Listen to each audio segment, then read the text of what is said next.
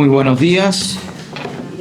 Como dijo mi hermano Julio, una lectura conocida que está en Hechos 26, del 24 al 29. Y Hechos 26, verso 24 dice así: diciendo él estas cosas en su defensa, Festo a gran voz dijo: estás loco, Pablo, las muchas letras te vuelven loco.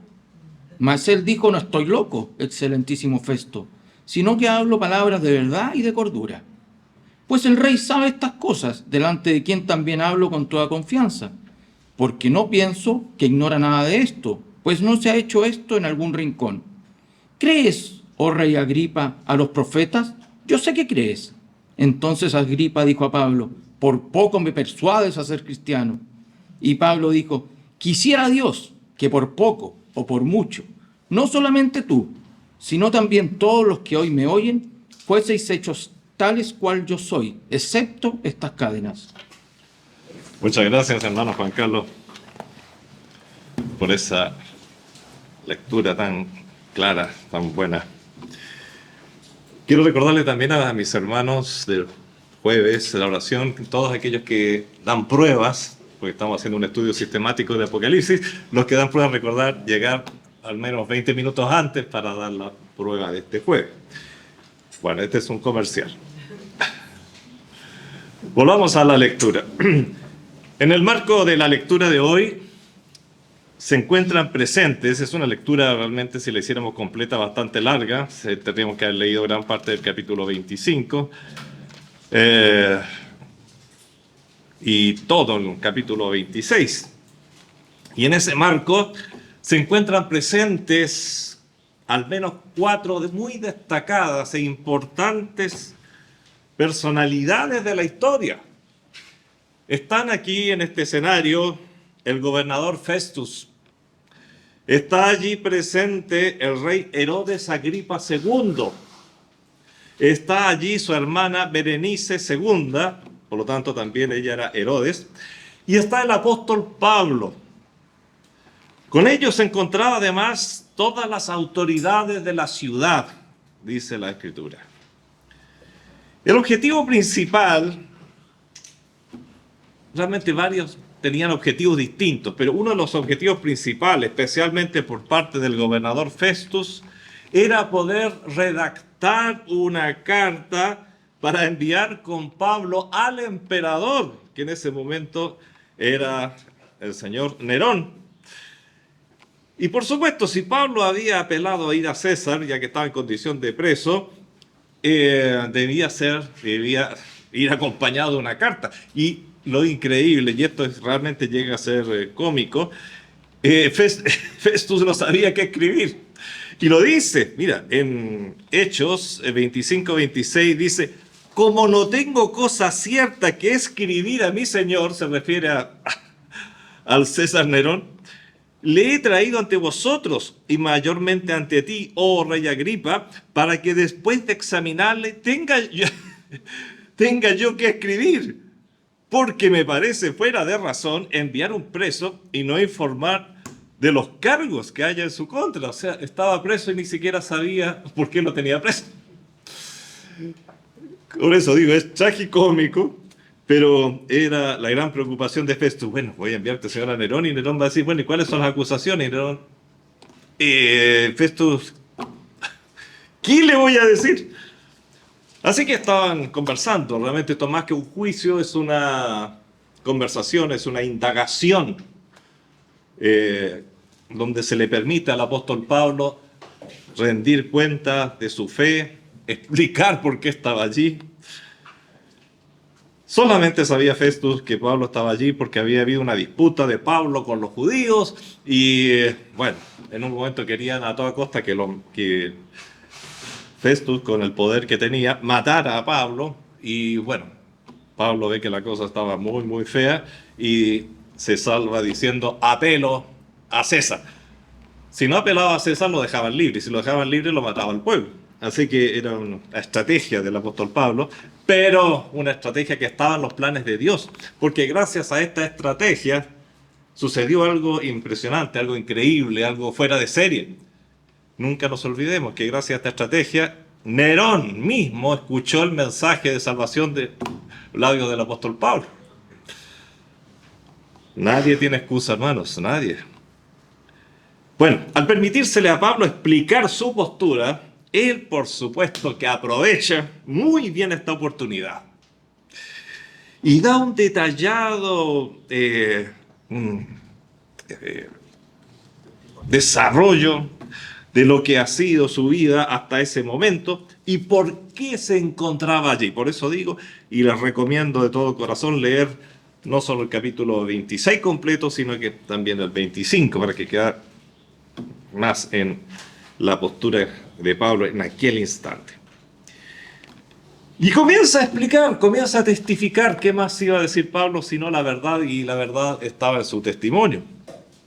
Y mientras aún hablaba, Festo lo trata de loco, a lo cual Pablo le dice muy tranquilo, y aquí vemos la serenidad que llama la atención del apóstol ante tan importantes autoridades.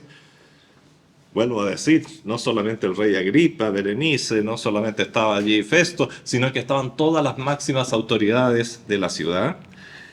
Y Pablo, con una tranquilidad, como quien está hablando a su propia familia, le dice: no estoy loco.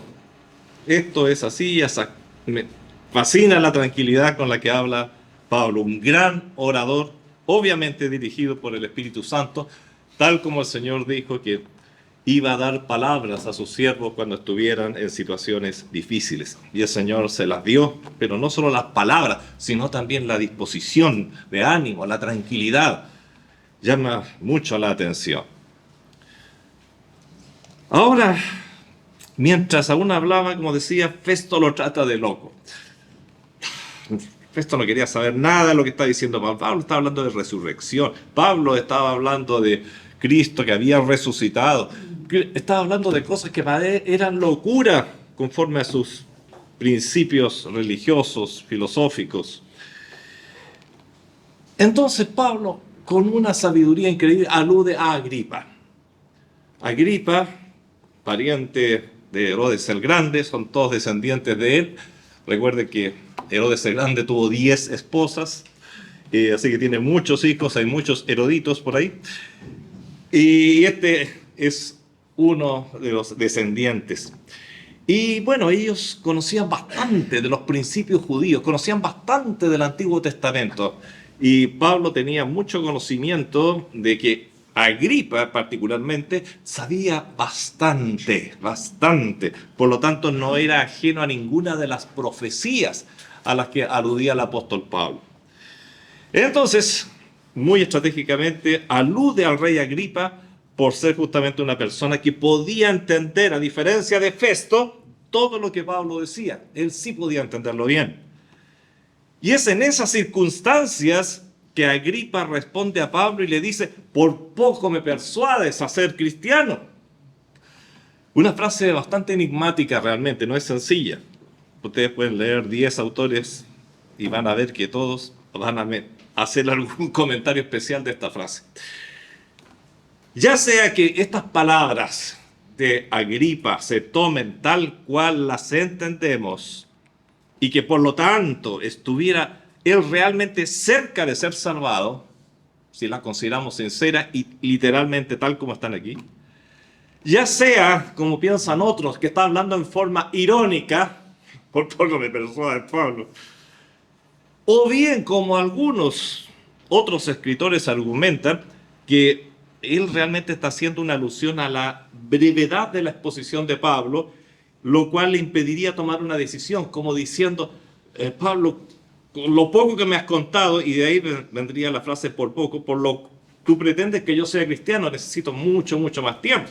Bueno, no vamos a entrar aquí en discusiones, no vamos a entrar aquí en análisis de la frase como está escrita en griego.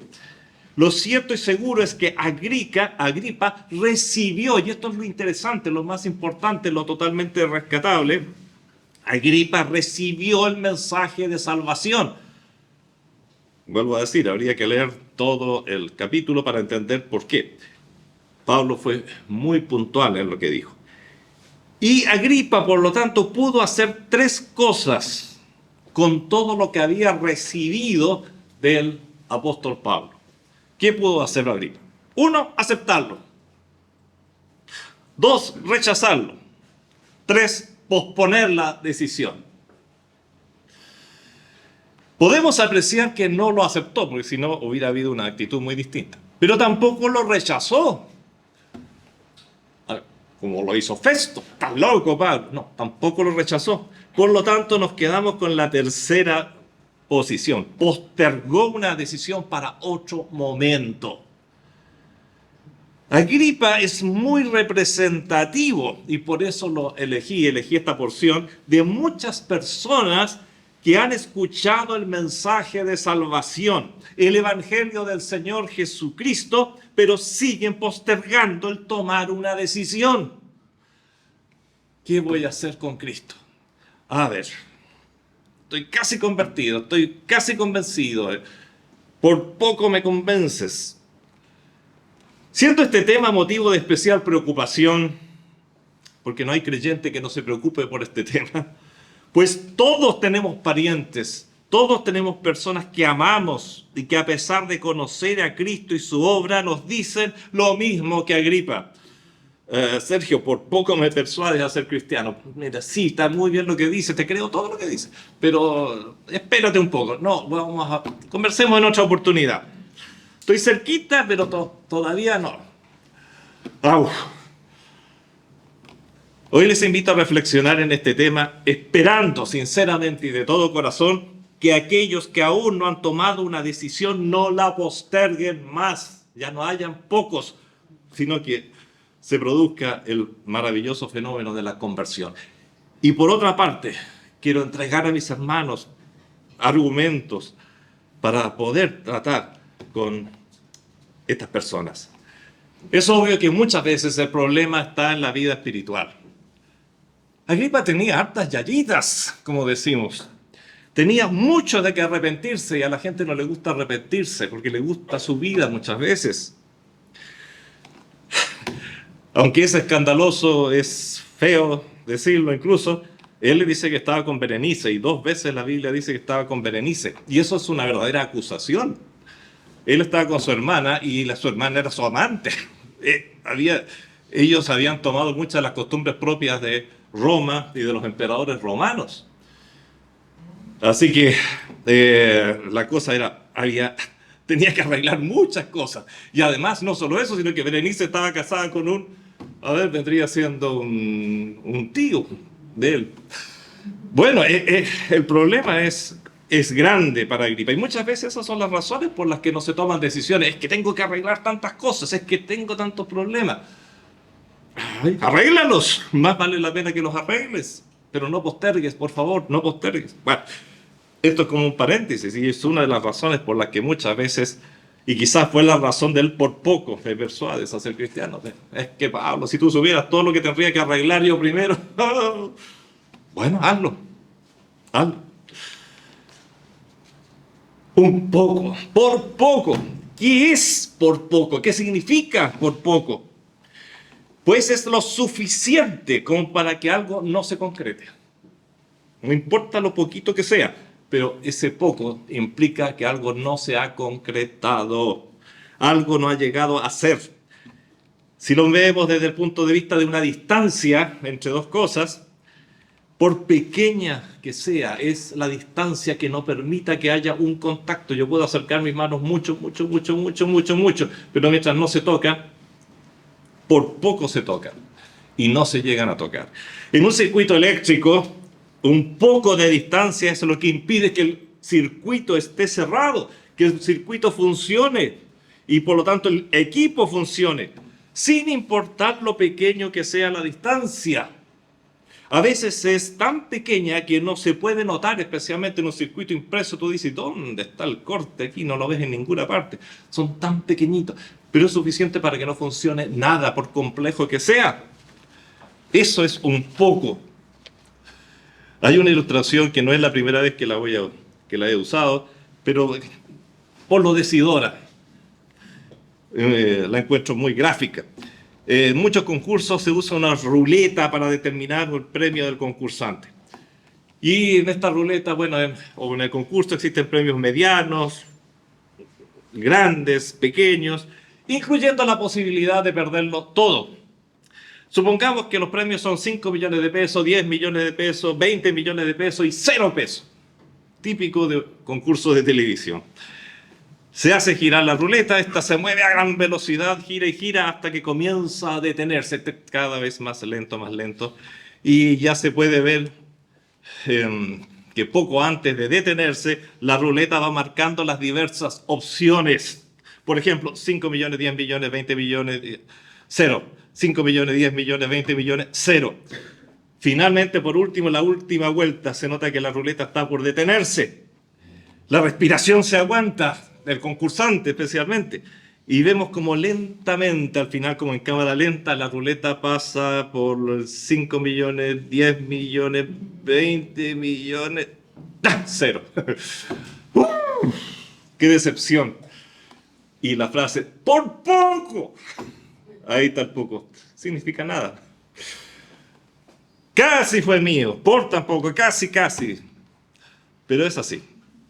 Y el casi fue lo suficientemente grande como para evitar que la persona ganara los 20 millones.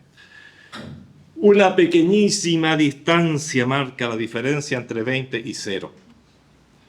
¿Se puede hacer algo? Ahora ya nada.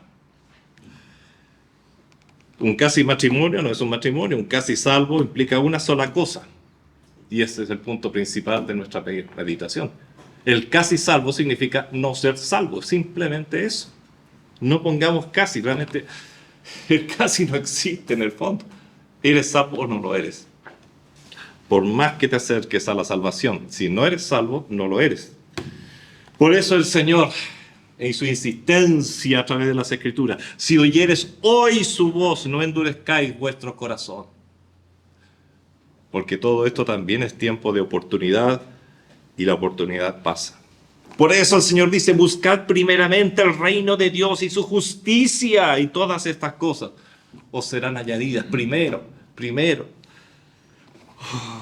O como dice en Corintios, he aquí ahora el tiempo aceptable, he aquí ahora el día de salvación, ahora. No esperes el casi es fatal, es simplemente no tenerlo. Durante una guerra, una batalla, ¿cuántos mueren? Otros quedan heridos. Otros quedan ilesos, y se dice que se usa mucho la palabra casi, por poco. Esa bala que pasó a milímetros de la cabeza de aquel soldado que salió ileso. Hemos tenido ejemplos recientes, ¿no? Y respecto a otros se comenta, se habría salvado si la bala hubiera pasado a medio milímetro más a la izquierda de la aorta. Pero, esos medio milímetros cortó la aorta y hasta ahí llegó. Casi se salvó. Casi. Una medida que muchas veces separa la vida de la muerte. Y con mayor razón en lo que concierne a lo espiritual. Lo tremendo es pensar en el casi que separa la vida eterna de la muerte eterna. La casi salvación. ¿Cuántas personas, por un error en la comprensión de lo que significa la salvación, se pierden estando tan cerca del Salvador? Consideremos algunos errores muy asociados a este casi. Y este casi es el que hace a muchos decir, pero si solo le falta convertirse va a ser cristiano, ya tiene todas las conductas cristianas. Ay, ese casi no sirve. Consideremos algunos errores. Para muchos dicen, pero si sabe tanto del Señor, pero el conocimiento de por sí no salva, aunque sea el conocimiento del plan de salvación, solamente te hace más responsable y más culpable. La memorización de la Biblia entera no salva. Puedes memorizarte desde Génesis a Apocalipsis y no te vas a salvar por memorizar. Ojalá todos memorizáramos muchos versículos de la Biblia, serían de un provecho incalculable. No estoy hablando en contra de eso, lo que estoy diciendo es que eso no es suficiente. ¿Cuántos conocemos a personas que recitan largas porciones de la Biblia, pero sus vidas son miserables, con multitud de pecados ocultos incluso? Es la puesta en acción del mensaje central de las Escrituras lo que salva.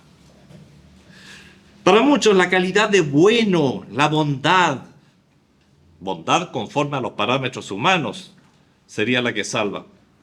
Pero descubrimos conforme a las Escrituras que no es así. Y decimos, pero es una persona tan buena, ¿cómo el Señor no lo va a tener en cuenta? Hermanos, en la Escritura tenemos muchos ejemplos de personas buenísimas que no eran salvas. Pablo, el apóstol Pablo, antes de ser el apóstol Pablo, ese Saulo de Tarso con un currículum intachable. Muchos dirán, sí, pero perseguía a cristianos, ya, pero en la norma, en función de donde estaba, tenía un comportamiento perfecto, y aún esa persecución hablaba de su celo por Dios, porque él mismo lo dice. Yo los perseguía, pero yo era ignorante, yo no sabía. Yo por servir a Dios estaba persiguiendo a sus hijos. ¿Qué persona mejor? Pero usted da cuenta, necesitaba algo tan grande como encontrarse con Cristo primero. Cuando Cristo aparece en ese viaje a Damasco, le dice, Saulo, Saulo, ¿por qué me persigue? El sorprendido de Pablo, Señor, ¿quién eres tú? Ni lo conocía. ¿Quién eres tú? ¿Y cómo que te persigo? Y ahí empiezan a aclararse y a ordenarse las cosas. Así que la calidad de bueno por sí sola no salva. Natanael, de quien Jesús dijo allí en Juan 1:47, he aquí un verdadero israelita en quien no hay engaño. El mismo Señor da testimonio de Natanael, de su calidad humana, de su calidad de hombre, de su calidad de religioso, de su calidad de sincero. Pero le faltaba algo a Natanael, gracias al Señor se completó. Le faltaba conocer a Cristo como su Salvador. La calidad de bueno, por más bueno que seas, no es suficiente para ser salvo. La salvación se llama Cristo. Podríamos hablar de Nicodemo. Se nota que era una buena persona. Vino al Señor de noche y le dice, Señor, sabemos que has venido de Dios, porque nadie puede hacer las cosas que tú haces si no es de Dios. Y Nicodemo era un fariseo sincero, era una persona buena. ¿Y qué le dice el Señor? Querido Nicodemo, te estoy colocando mal, pero la frase es, el que no naciere de nuevo no puede ver el reino de Dios. Si no naces de nuevo, Nicodemo, no puedes entrar al reino. Pero Señor, yo soy tan bueno, podría haberle dicho Nicodemo. No, Nicodemo. Una es la perspectiva del hombre de lo que es ser bueno, y otra es la perspectiva de Dios de lo que es ser bueno. Son muy distintas. La nueva vida en Cristo implica un cambio en todos los ámbitos de la persona. Le hace tener actitudes que llamaríamos constructivas, positivas, pero esas actitudes de por sí nos salvan. Esas actitudes deben ser el fruto de la salvación, pero no el objeto para lograr la salvación. Se suele tener a la caridad muy asociada a la bondad, realmente quizás es prácticamente lo mismo, pero cuando hablo de caridad me refiero al darse a los demás, que es otro elemento moral que suele confundir mucho. Se suele tener a la caridad como un importante elemento de salvación, que muchas veces deja a la persona con el famoso casi, y especialmente a estas personas, muchos se refieren, pero ¿cómo no el Señor le va a cerrar las puertas del cielo? Mira qué bueno es, mira todo lo que hace por su prójimo. Pero la caridad es otro fruto natural de la salvación, no el objeto para lograr la salvación. La caridad de por sí no salva. Otros dicen, pero esa persona ama tanto a Dios, pero yo amo a Dios, ¿cómo el Señor va a rechazar este amor que le tengo? Pero el amor a Dios jamás ha salvado a nadie, aunque parezca increíble. El amor por un objeto o sujeto no me hace dueño de él. El amor a Dios debiera hacerme buscar lo que Dios quiere para mí y de mí. Y si hay verdadero amor a Dios, buscaré y trataré de hacer lo que Él quiera y por allí voy a encontrar la salvación. Pero el solo hecho de amar a Dios no te salva. Entonces se alude finalmente, bueno, el amor de Dios hacia nosotros es tan grande, sí, es grande, es enorme, gigantesco, es inconmensurable. Tanto así que Juan 3:16 dice, porque de tal manera, no habiendo palabras para definir ese tal, porque de tal manera amó Dios al mundo que dio a su Hijo, o sea, ¿qué más quieres? Para que todo aquel que en Él cree no se pierda, mas tenga vida eterna. Es un amor tremendo. Pero ese amor, por sí solo, no salva. O si no, el Señor podría haber dicho, ya, los amo tanto a todos que están todos salvados, ¿no? Por eso hay un plan de evangelismo. Por eso Dios crea un mensaje para entregar. Y por eso ese hijo tuvo que morir en la cruz del Calvario. ¿Para qué? Para poder llegar a ser salvo. Y luego quedo con la responsabilidad de tomar o dejar. Para que ya no haya distancia entre Dios y el hombre, por más cerca que esté, pero ya no haya distancia, se requiere primeramente que nada, de acuerdo a las Escrituras, reconocimiento de estar perdido. Si tú no reconoces que estás perdido, no vas a ser salvado jamás. Y siempre va a haber, por más que te acerques a Dios, una distancia, una distancia, una distancia.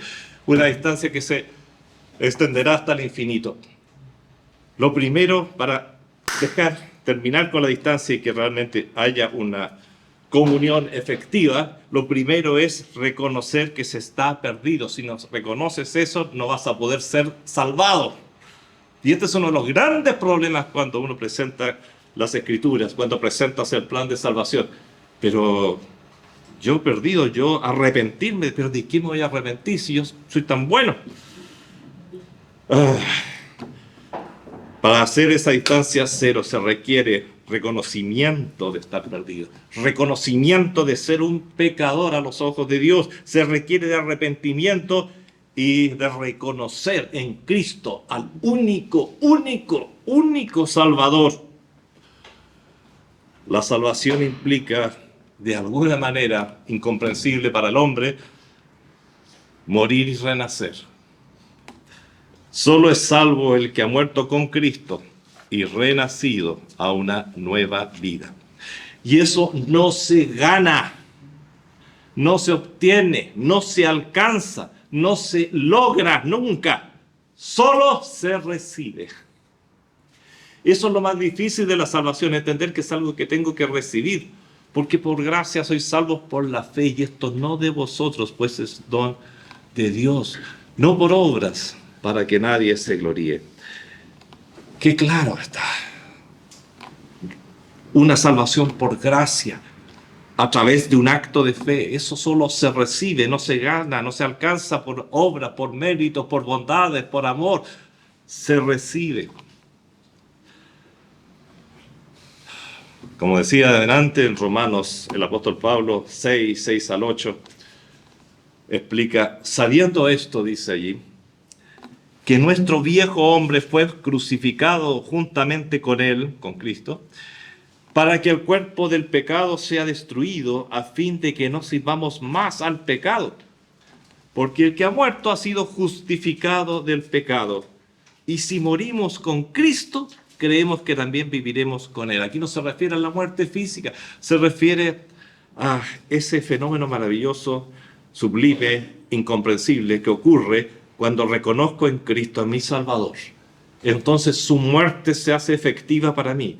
Es como si yo hubiese muerto con Cristo, identificándome en la cruz con Él, y he vuelto luego a vivir, para vivir una vida para Él. Y por eso Pablo dice, aun si a Cristo conocimos según la carne, ahora ya no le conocemos así. Habla de la nueva criatura.